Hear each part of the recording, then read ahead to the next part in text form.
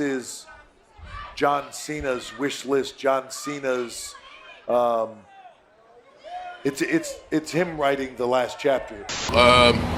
Yeah, I've been saying the same thing for 25 years. They deal them, I play them, you know. Bonjour à tous, c'est BR Catch pour vous servir. Et aujourd'hui, on va parler de la tournée d'adieu de celui qu'on appelait la Kaira, le rappeur, mais plus récemment comme le greatest of all time, The Never Seen 17, The Last Real Champion, John Cena. Alors on va revivre les événements dans l'ordre chronologique et je vais donner mon avis sur ce que j'attendais, ce qu'on a eu, ce qu'on n'a pas eu, ce qui m'a plu, ce qui m'a pas plu, car je m'en attendais énormément de cette tournée de John Cena. C'est mon catcheur préféré, celui qui m'a rendu fan de catch avec Jeff Hardy, mais ça on en reparlera dans une autre vidéo. Alors installez-vous bien et on va revenir presque 2 ans en arrière. Tonight, I officially announce my retirement from the WWE.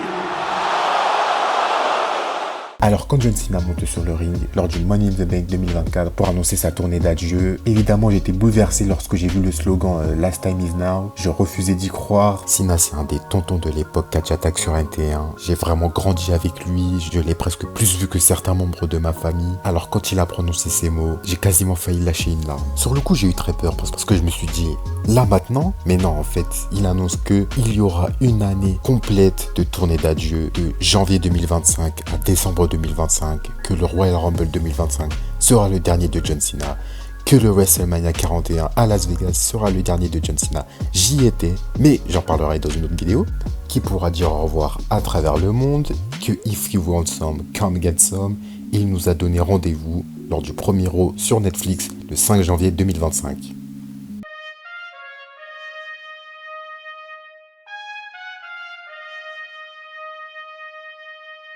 La fameuse année de la tournée d'adieu de John Cena commence par une superbe promo à Raw où il commence par dire que ça fait très longtemps qu'il n'a pas gagné un 1 contre 1 et que c'est presque irréaliste qu'il puisse gagner un jour le 17e titre. Car oui, il a pris de l'âge John Cena, ça fait très longtemps qu'il se fait masser le dos par n'importe quel adversaire qu'il croise. Qu'il a plus de chances de gagner un Oscar que de... Enfin, vous voyez quoi? Qu'il faudrait un miracle pour aller dans le main event et gagner un titre, à moins qu'il gagne le Royal Rumble. La foule commence à crier, moi-même je commence à vibrer tout seul dans ma chambre. C'était vraiment une superbe promo de babyface, super-héros Captain America comme il sait le faire. C'est vraiment pour ça que je l'adore tant. Que s'il va au Rumble, c'est pour jouer le tout pour le tout. Que if... Et le rendez-vous est pris pour Indianapolis. Le jour de l'événement le plus attendu est enfin arrivé.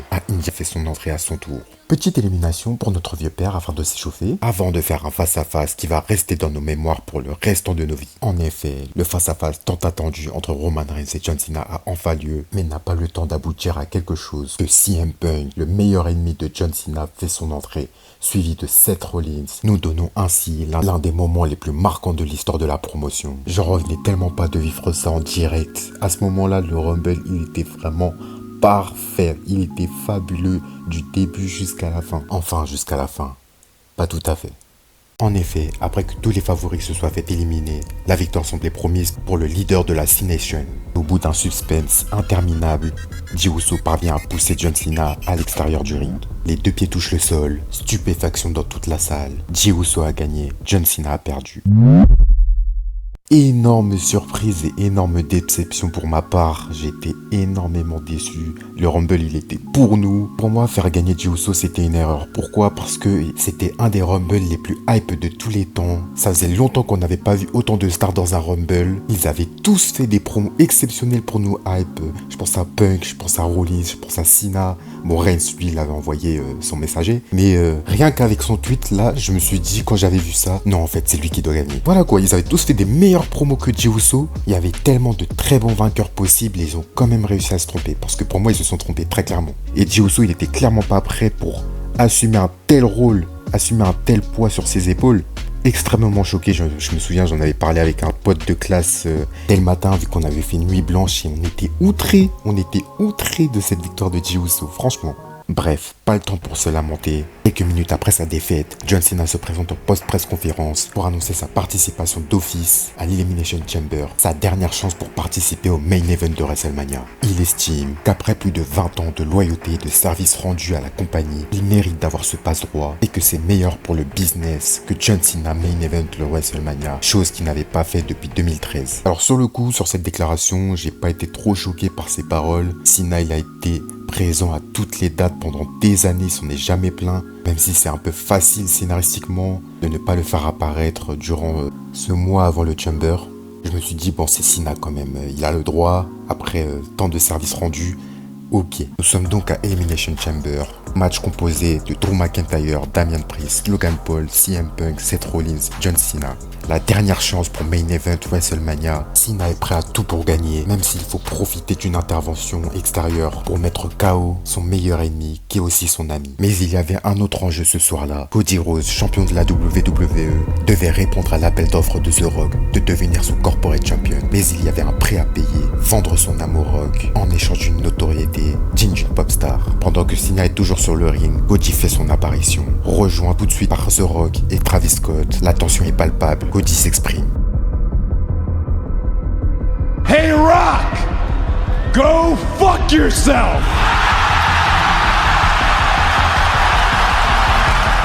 Cody refuse. La foule est en délire. Cena est plus que joyeux, mais contre toute attente, Cena commet l'impensable. Here's your main event for WrestleMania. John Cena.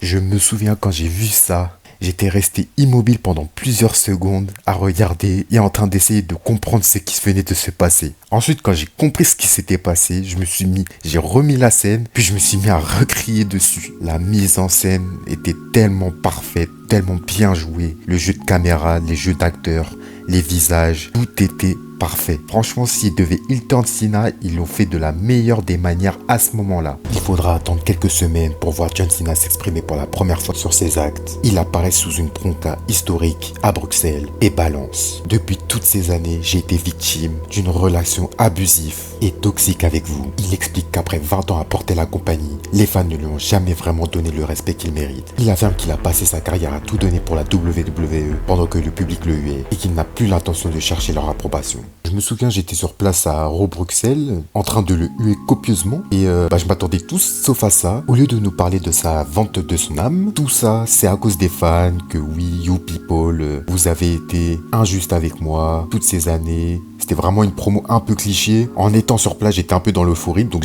j'avais vraiment pas trop calculé qu'ils avaient en fait changé totalement de direction pour la justification de son heel turn. Pour le coup, s'il avait heel turn, peut-être, je sais pas, en 2013, 2014, 2015, vraiment là où il était vraiment hué par toute la salle, j'aurais compris ses arguments. Mais là, en 2025, là où tout le monde veut le voir gagner et le soutient, il balance ses phrases et du coup, ça paraissait un peu illogique et un peu hors contexte par rapport à ce qu'on avait vu à Elimination Chamber. On a eu les explications plus tard de cette décision.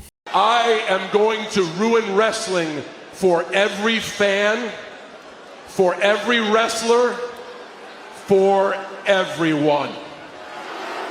Cena et Rhodes s'affrontent au micro pendant plusieurs semaines. Cena explique qu'après tout ce qu'il a donné à la WWE, les fans ne méritent plus son respect et affirme même qu'il est prêt à ruiner le catch et emporter le titre avec lui. Cody lui répond que la WWE n'appartient plus à Cena et que cette nouvelle génération est prête à défendre le futur du catch contre quelqu'un qui veut désormais le détruire. Vient ensuite la promo finale, direction Las Vegas.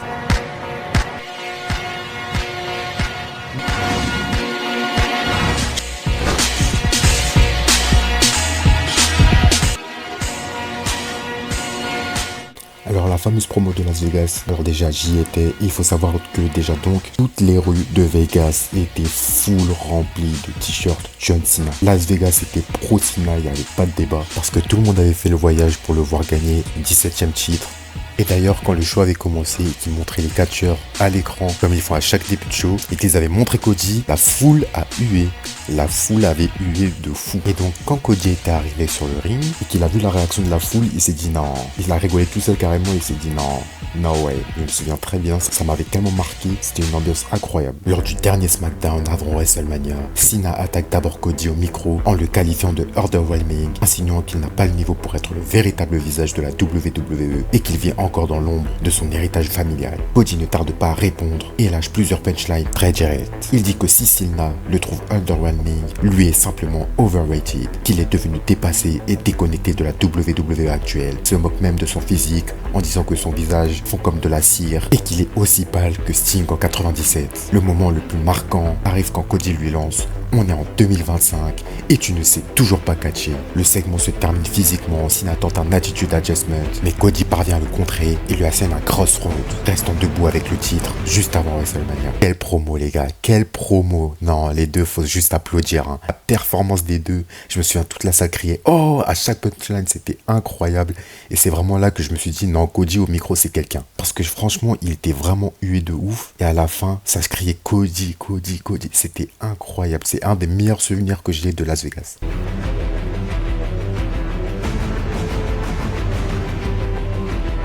Dans les derniers instants du match, les deux hommes sont complètement épuisés. Cody réussit à porter un crossroads et semble avoir gagné. Mais l'arbitre est au sol après avoir été touché. Pendant que Cody vérifie l'état de l'arbitre, Cena enlève la protection du coin de ring pour projeter Cody dessus, avant de lui porter un nouvel attitude adjustment. Mais Cody réussit encore à se dégager. À ce moment-là, la musique du rappeur Travis Scott retentit et il arrive au ring. Cody parvient à porter son finisher sur Cena et Scott tire l'arbitre hors du ring pour empêcher le compte. Cody neutralise le rappeur et récupère ensuite la ceinture. Mais au moment décisif, Cody hésite et refuse de frapper Cena avec. Cena en profite immédiatement. Low blow, coup de ceinture en pleine tête. L'arbitre revient dans le ring. 1, 2, 3. Cena est champion pour la 17e fois. Et ceci avec un goût amer. Le fameux match qui a fait tant, vous a, je pense, tous traumatisé, vous qui regardez la vidéo. Alors sur place, moi je dois avouer que c'était une très bonne expérience, déjà parce que j'étais pour Cena, que tout le stade était pour Cena, donc il y avait une influence folle, même si le match il était un peu ralenti par Cena, parce qu'il voulait catcher heel et tout, il avait dit qu'il voulait ruiner le catch, donc il voulait pas trop donner ce que la foule voulait. Donc ça c'était un peu bizarre, c'était un peu un match old school sur ce coup-là. Il est pas si mauvais que les gens disent avant l'arrivée de Travis Scott, mais la fin du match est totalement bâclée, je trouve. Déjà on a Cena qui propose à Travis de frapper Cody alors qu'il risque de se faire disqualifier. Ça j'ai pas compris. C'est vraiment un finish de feignant, coup de ceinture, alors que Cody se relevait de je sais pas 3 attitudes adjustments. Mais sur le coup je vous jure que moi j'étais vraiment content, juste que Cena gagne, et sous l'euphorie j'étais pas trop indigné sur les déroulés. Mais je vous jure, quand j'ai ouvert Twitter à la sortie du stade et que j'ai vu le raz-de-marée que ce match a fait, oh là là là là là là, et que je me suis rematé le match, je me suis dit ah ouais, à la télé ça devait être dur. Mais voilà, enfin j'y étais. Cena il a gagné son 17e titre, j'y étais, j'ai crié, j'étais content de ouf. Le cas de Travis Scott, j'ai pas développé là-dessus, il faut en parler quand même. Le mec qui vient, déjà quand je l'ai vu, je me suis dit que c'était pas un scandale parce qu'il était là Elimination Chamber et que j'attendais The Rock surtout. Donc je me suis dit ok, il y a Travis, on attend The Rock. Et je vois Travis, il prend son temps pour venir jusqu'au ring. Il est là au final, bon, Cody le met à terre très facilement au final. Ça avait l'air pas du tout travaillé en amont quoi. Le mec il vient lentement, Cena lui propose de frapper Cody alors qu'il risque la disqualification. Et je trouve ça scandaleux quand même de proposer ça lors du main event de WrestleMania, le main event de la plus grande superstar de la WWE. Tu proposes ça, c'est inadmissible. Inadmissible franchement. Que Cena gagne grâce à un rappeur, franchement, je pense que c'est le premier gros coup de gueule de cette tournée d'adieu. La rivalité contre Randy, les deux vieux pères, la rivalité la plus mainstream je pense de ces 20 dernières années. J'étais très content quand j'ai vu Randy arriver par derrière à Raw, j'y étais en plus sur place, donc j'ai crié comme un dingue. Je me suis revu vraiment 20 ans en arrière, c'était vraiment un énorme flashback pour moi. Et au final la feud, j'étais un peu déçu hein. Les échanges, j'ai pas ressenti vraiment le vécu qu'ils avaient tous les deux. Franchement, ils se connaissent depuis le début de leur carrière à l'OVW. Ce que je retiens de leur promo, c'est que Orton demande si Cena est devenu méchant parce qu'il a pas d'enfant. Bon, C'était drôle sur le coup, mais c'est tout ce que je retiens. Et franchement, c'est dommage, quoi. Les deux, c'était leur dernière feud. Et ils auraient dû, franchement, appuyer un peu plus sur le côté nostalgique. Vraiment, ils ont eu beaucoup de matchs entre les deux. Beaucoup de promos, beaucoup de rivalités. Surtout que c'était la première fois que Cena était heel et Orton face. Donc les rôles étaient inversés. Donc il y avait vraiment une histoire profonde à raconter. Émotionnellement, je trouve ça vraiment dommage que le rendu avait l'air vraiment, encore une fois, bâclé. Je crois qu'ils sont que une ou deux fois ensemble sur le ring pour faire une promo. Sinon, c'était soit l'un, soit l'autre. Donc c'est vraiment du gros gâchis. Vraiment du gros gâchis, cette rivalité entre Orton et Cena. Alors le match contre Orton, déjà le match était correct. C'était un bon match. Surtout à la fin, avec l'enchaînement des finishers. Mais par contre, la fin, R-Truth, les gars. Ils ont amené R-Truth lors du dernier match entre Cena et Orton pour le championnat de la WWE. Mais ils sont malades. Franchement, je comprends pas. Faut être sous substance illicite pour écrire un truc pareil et dire ça. Imagine, vous avez Cena et Orton devant vous et vous avez les Corones de leur proposer ça. Non mais c'est une dinguerie, les gars. Je sais pas si vous vous rendez compte. Qu'est-ce qui vient après? Cena, il est là, il attaque R-Truth. Donc, on est parti sur une rivalité entre Cena et R-Truth. On a eu 2 matchs, dont un à Saturday Night Main Event. Cena R-Truth, les gars. Cena R-Truth en 2025. Ça avait déjà pas marché en 2011, quand R-Truth était à son prime. C'est pas en 2025 que ça allait fonctionner. Oui, là, je crie, là, c'est un coup de gueule. C'est le plus gros coup de gueule, là. Tellement c'est inadmissible, frère. C'est inadmissible. R-Truth en 2025, les gars. On est où, là? À ce moment-là, à SmackDown, t'avais Drew McIntyre qui sortait d'une rivalité exceptionnelle face à CM Punk en 2024. Il venait de battre Damian Priest à WrestleMania. Il avait donc un momentum. Balance-lui. R-Truth. Non, mais... Non. Il y aura même pas de voix off. On passe à la suite. Et puis la suite, c'est quoi? Oh là là. Non, en fait, là, c'est vraiment la période... Je vous jure... C'est pas possible, c'est la dernière année de Cena. Et Cena m'a donné envie de quitter le catch. Là, pour le coup, là, le Ruin Wrestling, là, il a fonctionné sur moi. Je regardais plus. J'ai quitté Quand j'ai vu Cena et Logan Paul faire équipe, j'ai dit non. J'ai coupé la télé, j'ai essayé de me trouver une autre thérapie, je sais pas, pour me calmer, parce que franchement, j'étais dégoûté de ce qu'il faisait avec Cena. On n'avait pas beaucoup de temps, on n'avait pas beaucoup de dates. Le temps passait vite et toi tu me ramènes Logan Paul et ça se voyait que Cena il voulait pas le faire. Regardez son visage quand il l'appelle Logan Paul. C'était vraiment scandaleux. Bon, je vais pas raconter ce qui s'est passé à ce moment-là, j'ai pas regardé. Et j'ai pas envie d'en parler, sinon je vais m'énerver. Donc là, notre Cena se retrouve face à CM Punk, donc l'un de ses meilleurs ennemis et un de ses meilleurs amis. Là, j'ai retrouvé ce que j'ai pas vu lors de la rivalité avec Orton. C'est-à-dire de l'émotion, de la nostalgie, des flashbacks, des rappels. Il y avait tout. Les promos étaient bonnes. La pipe bomb de Cena, elle était drôle. Le cosplay de CM Punk en Doctor of Thuganomics de John Cena était cool. Là, oui. Là, c'était 2 vieux pères. Là, ok. Là, on est bien. Là, c'était cool. Alors, le match, moi, je l'ai trouvé bon, techniquement. C'est-à-dire qu'il n'y avait pas de faute, il n'y avait pas de faute grave. C'est juste que les deux, ils étaient vieux. Ça se ressentait. Connaît CM Punk, il aime bien être méthodique dans son catch. Qui le fait très bien, hein. Mais du coup, avec John Cena, ça faisait un peu vieillot parfois. Mais sinon, tout était bien exécuté. Franchement, c'était un bon match. Et encore une fois, gâché par la fin, quoi. Le overbooking, c'était n'importe quoi. Des superstars dans tous les sens. Rollins qui veut cash in. Et à la fin, Cena qui gagne encore une fois sur un coup de ceinture, si je me trompe pas. Mais bon, c'était un bon match quand même. Donc là, notre tonton va prendre un peu de temps pour lui, pour faire sa promo de sa série Peacemaker, qui était pas mal d'ailleurs. Et là, ce qui s'est passé, c'est que Cody Rhodes a gagné le King of the Ring. Et donc, il doit affronter John Cena, encore une fois. Donc la revanche de WrestleMania, Cena, Rhodes, partie 2. I'm sorry. I was having a bad day. Thank you so much for being there for me when I needed you most. I love you too, man. Il y a donc d'abord la signature de contrat entre les deux et Cena. Et Cena a un comportement un peu étrange. Il dit que oui, non mais vous vous rendez pas compte le mal que c'était de venir jusqu'ici. Il raconte clairement sa vie, hein. Il est là en mode non mais je te jure, je peux pas. Il dit à Cody qu'il pourra pas être à SummerSlam à New York. Que s'il veut son match, il pourra peut-être le faire soit à Paris, soit en Australie. Et Cody il est là, il est en train de bouillonner en lui. Et donc il a fini par le démarrer, hein. Il a démarré Cena, il a obligé à signer le contrat. Donc le combat a bien eu lieu à New York, à SummerSlam. Semaine d'après, Cena, il est venu. Et en fait, il s'est levé un matin. Et en fait, les gars, c'était une blague. Je suis pas méchant, je suis gentil en fait. Je me suis mal réveillé. ça arrive à tout le monde. On a tous des périodes difficiles. Vous connaissez tous la crise de la quarantaine, ça arrive à tout le monde. On passe tous par là. Je suis gentil en fait. Et Cody, merci de m'avoir tabassé la semaine dernière. Maintenant, j'ai les idées en place. On va faire ce match. On va faire un grand match. Merci. Buvons une bière ensemble. Ah bon? Ah bon? Bah oui, les créatifs ils se sont rendus compte qu'il n'y avait plus beaucoup de dates pour Cena pour raconter un face turn digne de ce nom, bien écrit, bien raconté. Donc ils se sont dit, bah flemme, on a qu'à tout annuler, tout ça c'était faux. Oubliez et enjoy. C'est clairement pas sérieux, hein. C'est clairement pas sérieux d'avoir pensé à faire un heel turn 2 semaines avant, de ne pas avoir réfléchi aux conséquences et à la suite des événements, tout simplement. C'est un aveu de faiblesse de la part des créatifs qui manquent d'idées, clairement. Avoir gâché la première partie de l'année de John Cena, parce qu'au final, on a l'impression qu'on a perdu notre temps.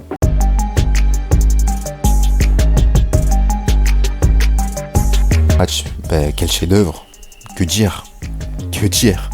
C'est le jour et la nuit avec celui de WrestleMania. Je me souviens comme il y avait 2 nuits de SummerSlam et que la nuit 2 était le dimanche, je l'avais regardé au taf le lundi. Je l'avais regardé au taf à la pause déjeuner sur mon PC de travail. En plus la mise en scène était très bien faite. Il y avait le John Cena en noir et blanc comme quand il était heel. Et d'un coup ils ont mis toutes les couleurs comme à l'époque. Et la foule a surréagi à ce moment-là. Et on voyait que Cena, là on voyait le vrai Cena. Là on voyait que Cena il était content de ce qu'il faisait. Il avait limite les larmes aux yeux lors de sa présentation. Voilà, quand la WWE ils savent faire les choses bien, bah c'est exceptionnel. Le match était exceptionnel. Il a duré je sais pas 35-40 minutes. Cena il a sorti la performance de sa vie. Je me souviens, je me disais mais en fait le mec il a caché son jeu pendant des mois. C'était le Cena 2007 que j'avais devant mes yeux. Cody gagne à la fin, il reprend le titre après un exceptionnel match. Franchement c'était, je pense que c'est mon match préféré de l'année, le meilleur match de Cena. Une énorme performance à cet âge là, c'était incroyable.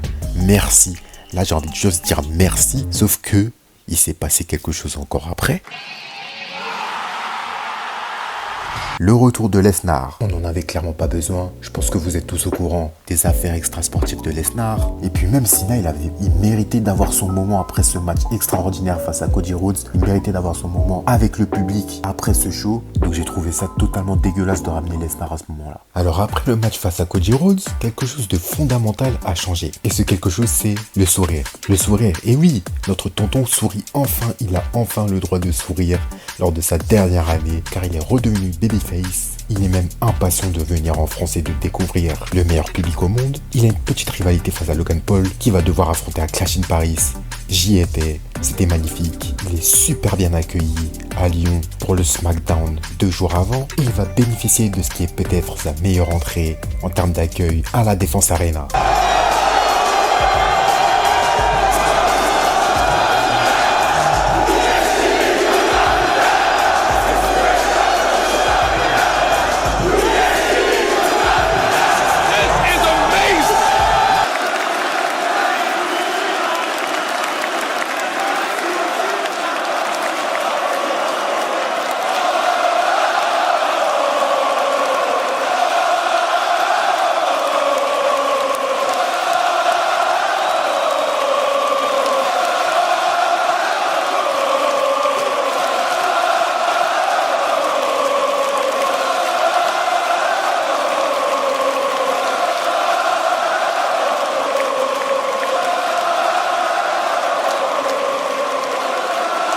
Ladies and gentlemen, his opponent from West Newbury, Massachusetts, weighing in at 251 pounds.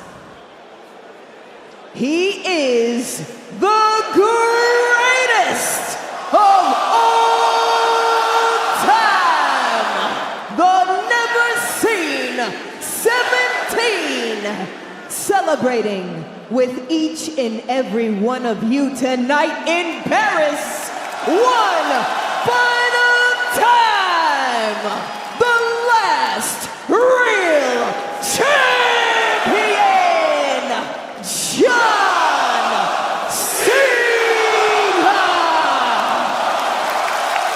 Et là, on va s'apercevoir de quelque chose de flagrant, c'est que Cena Face, c'est des excellents matchs. Car oui, le match avec Logan Paul est très bon. Il porte Logan Paul pendant une grosse partie du combat, dans une ambiance chaleureuse. Donc à Clash in Paris, tout va pour le meilleur des mondes, pour notre goût. Donc on a Lesnar, dont on ignore aujourd'hui toujours la cause de pourquoi il a attaqué Cena et pourquoi il en voulait à Cena à ce point-là. On ignore encore une fois totalement pourquoi il s'est remis avec Paul Heyman. On a eu Triple H qui a essayé de se laver les mains en disant que oui, c'est John Cena qui a fait une liste des adversaires qu'il voulait affronter. Donc on a ramené Lesnar pour faire plaisir à John This Cena. is John Cena's wish list. John Cena's.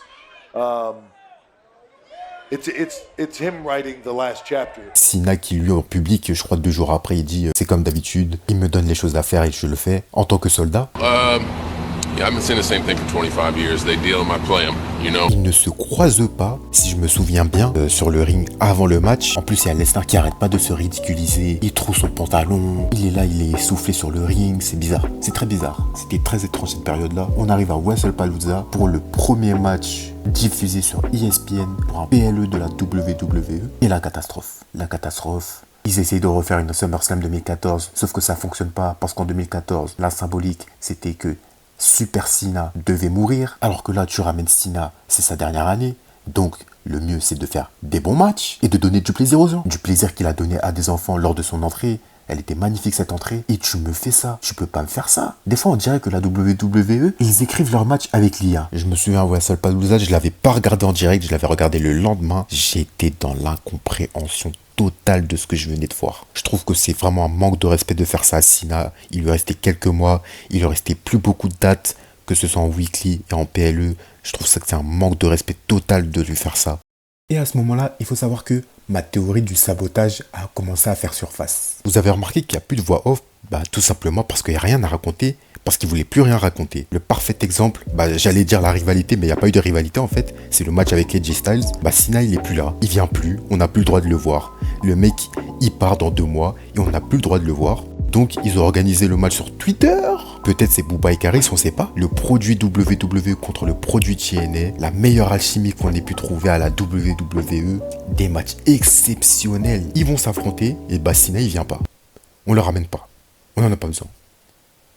Et moi j'étais dégoûté. Voilà. J'avais vu des gens sur les réseaux qui disaient que oui, mais s'ils viennent, qu'est-ce qu'ils vont se dire? Ils se sont déjà tout dit il y a 10 ans.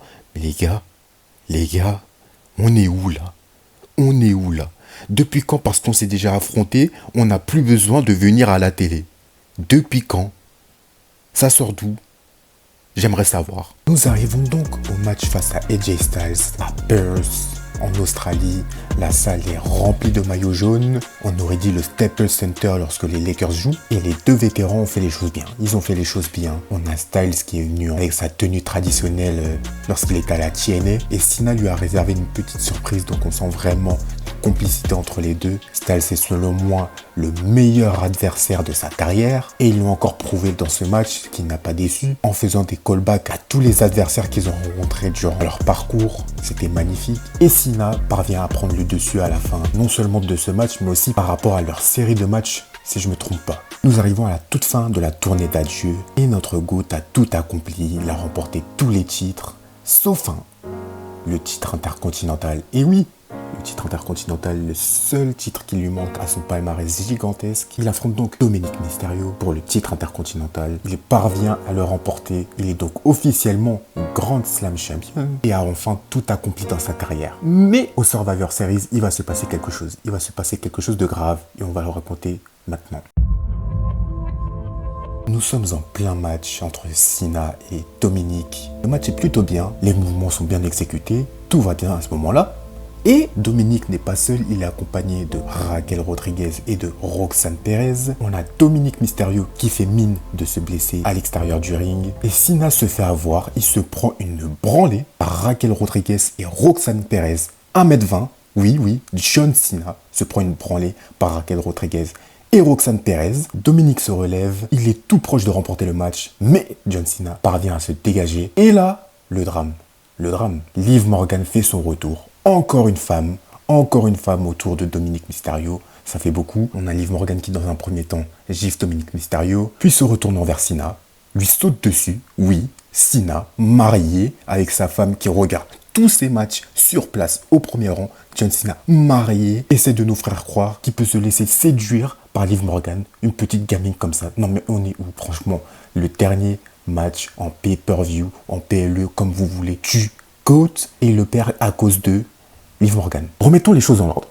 On a John Cena. John Cena qui gagne son 17e titre au bout de 25 ans de carrière grâce à un rappeur et qui perd lors de son dernier PLE son titre intercontinental qu'il a mis toute sa carrière pour le remporter à cause de Liv Morgan. Je vous donne ceci, vous en faites ce que vous voulez.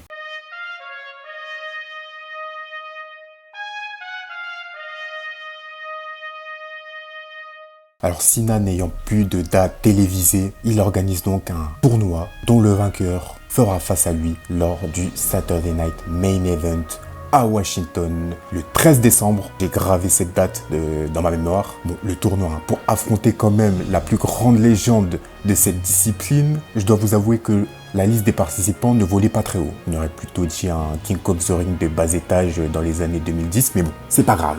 On a au moins un bon vainqueur, Gunther, qui avait déjà mis fin à la carrière de Goldberg quelques mois auparavant. Donc il n'y a pas de storyline, il n'y a rien, il n'y a pas de rivalité, il n'y a rien, il y a juste un match. Mis à part le fait que Gunther tease le fait qu'il réussira à faire taper John Cena.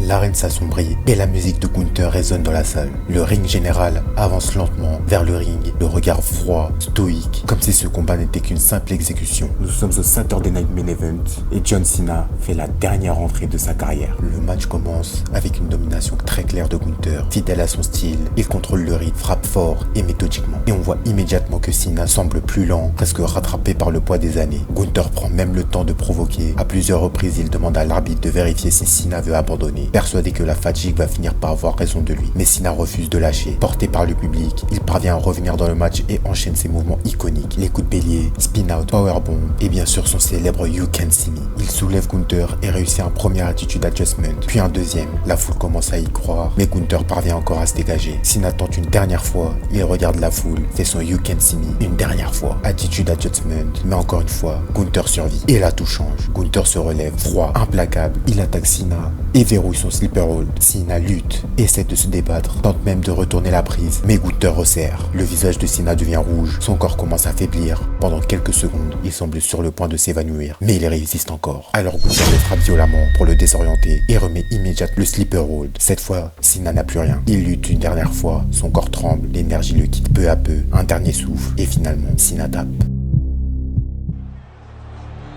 C'est la première fois que j'ai ressenti un froid glacial dans mon corps lorsque j'ai vu Cena taper. Ça a été un énorme traumatisme. J'étais énervé. J'étais même dégoûté du catch. Je voulais plus regarder du catch pendant quelques semaines. Tellement cette fin de match m'a bouleversé. En fait, c'est l'accumulation de tous les faits de cette année. Le heel turn, le run mal géré, les défaites humiliantes, le booking feignant et bâclé. Et ça se termine par le bafouage de toutes ces valeurs qu'il a incarnées pendant toutes ces années. Cena, j'ai bu ses paroles depuis mes 5 ans. C'est important, ces valeurs comptent pour moi et voir ça m'a totalement dégoûté. Le nombre d'enfants, le nombre de personnes malades, le nombre de personnes qui ont des échecs dans la vie, le nombre de personnes qui luttent et qui gardent la tête haute grâce aux valeurs inculquées par John Cena. Qu'il perde, ça c'est pas un souci. À la limite, faites un last man standing, j'aurais rien dit. Et Cena il est fatigué, on aurait compris la symbolique. Il n'arrive plus à se relever à cause du poids de l'âge.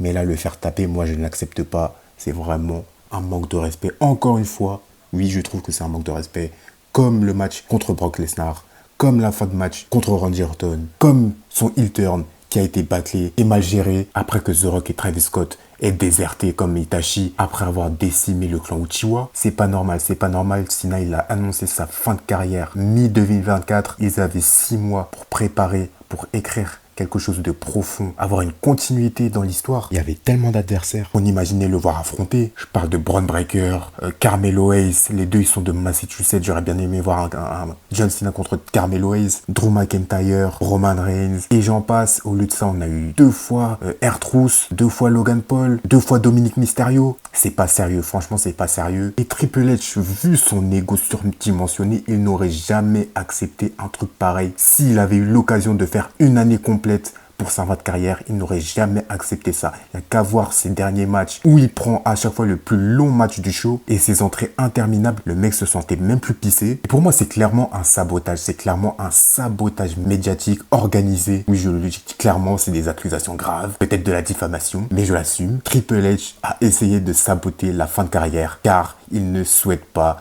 qu'une superstar soit retenue comme plus grand que lui. Au final, cette défaite face à Gunther, ce n'est pas juste une défaite de plus pour John Cena.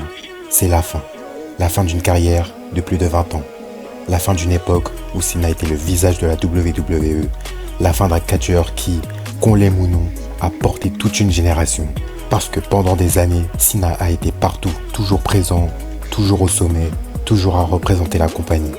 Et même dans ces derniers moments, il n'est pas parti invincible. Il est parti comme tous les grands avant lui, en passant le relais. Ce soir-là, il n'a pas gagné, il n'a pas eu de fin parfaite, mais quelque part, c'est peut-être ce qui rend ce moment encore plus réel. Parce que pour la première fois, John Cena n'a pas surmonté l'obstacle, il a simplement laissé le temps faire son travail. Et maintenant que tout est terminé, il ne reste qu'une chose à dire. Merci Cena, pour les matchs, pour les moments, et pour cette carrière qui restera à jamais gravée dans l'histoire.